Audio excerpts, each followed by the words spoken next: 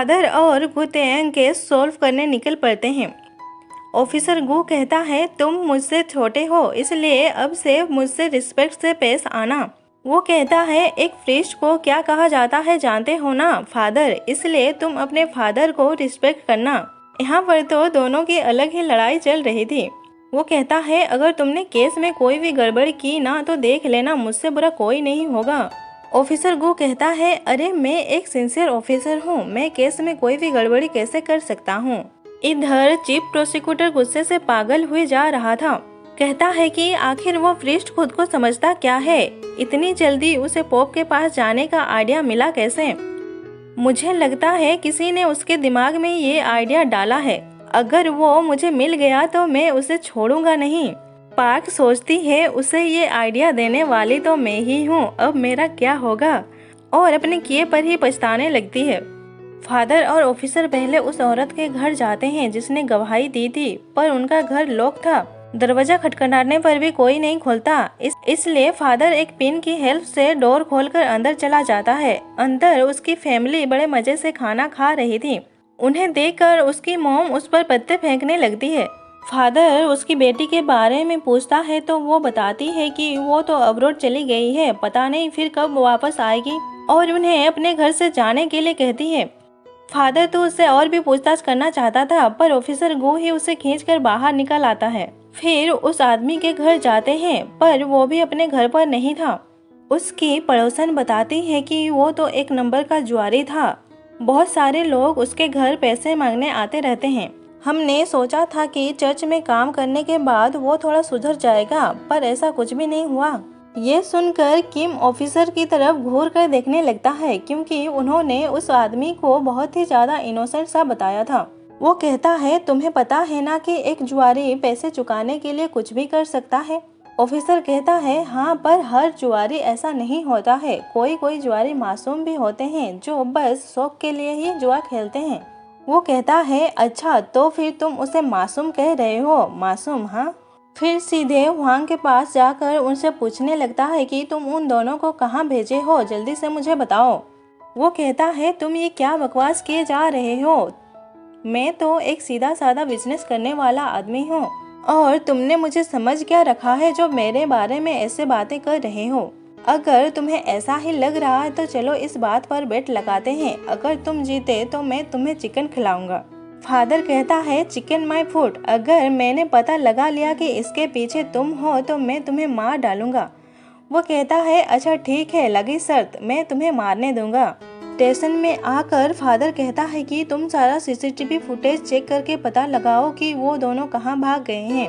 Chief और गु मिलकर उसे भटकाने की कोशिश करते हैं कि हमें पता चला है कि वो लड़की फ्रांस चली गई है और लड़का पेरिस चला गया है, पर उनकी बात पर कोई भी लॉजिक नहीं था। ऑफिसर गु कहता है कि ऐसा नहीं हो सकता, हम इतनी सारी सीसीटीवी फुटेज चेक नहीं कर सकते। सियोक कहती है मैं कर सकती हूँ सर, मैं खुद सारा सीसीटीवी फुटेज चेक कर लूंगी। हाँ, इसमें 2-3 रातें की नींद उड़ जाएगी, पर मैं सब कर लूंगी। चीफ और ऑफिसर गु से मना करने लगते हैं कि तुम ऐसा नहीं करो, पर वो उनकी बात नहीं मानती।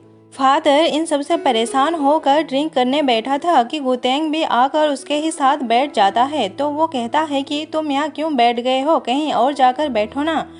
गुतेंग कहता है अरे तुम इतना नाराज क्यों हो रहे हो, मैं पार्टी देता हूँ ना, चलो साथ में मिलकर पीते हैं। ऐसे ही ड्रिंकिंग का कंपटीशन करते करते दोनों ही टल्ली हो जाते हैं। इधर सियोक रात भर जाकर फुटेज चेक कर रही थी। गुतेंग उसके लिए स्नैक्स और ड्रिंक लेकर आता है, कहता है आराम से करो क्योंकि इसके लिए तुम्हें कोई क्रेडिट नहीं देने वाला, कहीं तुम काम करते करते मर ही ना क्यों जाओ, और वहीं पर एक बेंच पे ही सो जाता है। सियोक अपना काम जारी रखती है, बिल्कुल भी आराम नहीं करती। तभी उसे फुटेज में कुछ मिल जाता है जिससे देखकर उसकी आंखें बड़ी बड़ी हो जाती हैं। फादर को भी इतनी ज्यादा चढ़ गई थी कि वो सही से खड़ा भी नहीं हो पा रहा था। प्रोसिक्यूटर पार्क उसकी हेल्प करने की कोशिश करती है, पर वो उसे दूर करके वैसे ही लड़खड़ाते हुए गिरते पड़ते घर तक पहुंच ही जाता है। फिर फादर स्टोर से लाया हुआ मोमोज गर्म करके फादर हान और सिस्टर को आधी नींद से जगाकर गर्मा गर्म ही उनके मुंह में मोमोज डाल देता है। खाना इतना ज़्यादा गर्म था कि बेचारों की तो हालत ही खराब हो जाती है, उनका मुंह भी जल जाता है। फादर के जाने के बाद सिस्टर कहती हैं कि इन्हें आज क्या हो गया है, ये इतना अजीब बिहेव क्यों कर रहे हैं। फादर हान कहते हैं मुझे तो इन्हें देखकर बहुत ही ज़्यादा बुरा लग रहा है।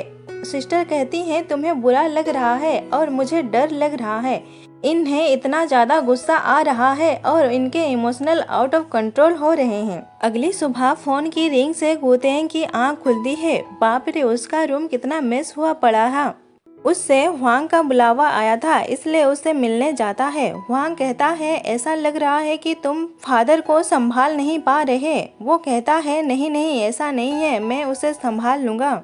वो कहता है जल्द ही तुम्हारे पार्टनर का डेथ एनिवर्सरी आने वाला है ना। ये सुनकर गुतेंग उसे घूर कर देखने लगता है तो हुआंग हंसने लगता है।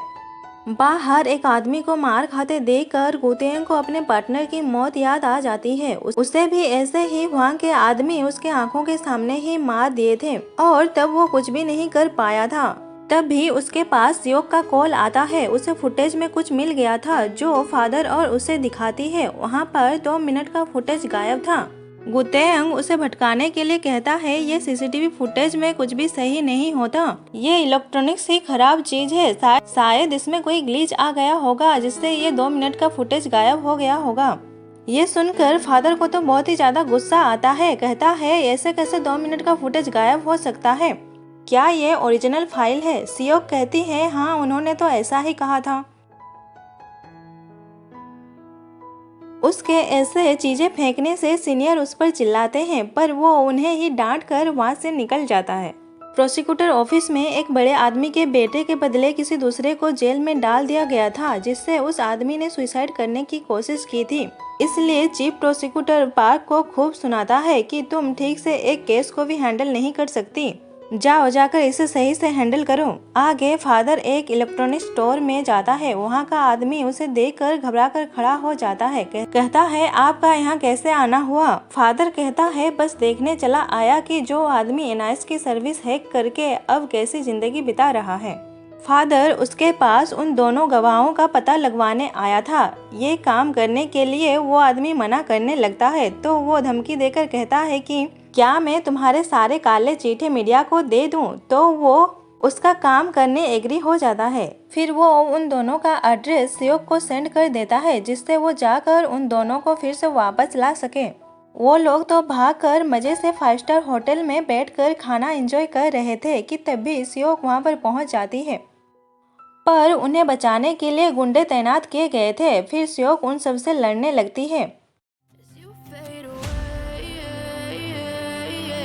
उन सबके बीच सियोक थोड़ा कमजोर पड़ने लगती है तो फादर आकर उसे बचा लेता है